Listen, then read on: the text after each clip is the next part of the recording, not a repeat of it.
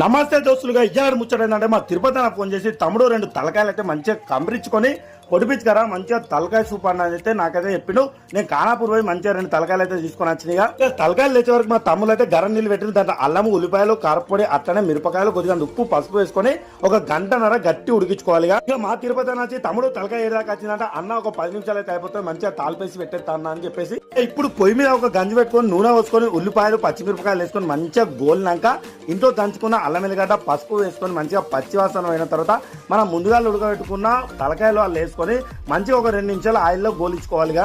ఇక మేము కారపొడి ఎక్క తింటామని మళ్ళీ 2 గంటల కారపొడి వేసుకొని మంచిగా 2 నిమిషాలు ఉడికించుకొని దాంట్లో కొద్దిగా కుడక పొడి అట్లనే ధనియాల పొడి వేసుకొని మనం ముందుగా ఉడకబెట్టుకున్న పులుసాల్లో పోసుకొని మంచిగా 2 నిమిషాలు ఉడికించుకొని ఒక చిన్న గిన్నెడంతా చింత పులుసు కూడా పోసుకొని లాస్ట్ లో కొత్తిమీర వేసుకొని మంచిగా వేడి వేడి అన్నంలో వేసుకొని తింటే సూపర్ అంటే సూపర్ గా ఉంటుంది. మీరు కూడా ట్రై చేయండి. మన వీడియో నచ్చినట్లయితే సబ్స్క్రైబ్ చేయండి, షేర్ చేయండి, లైక్ కూడా చేయండి.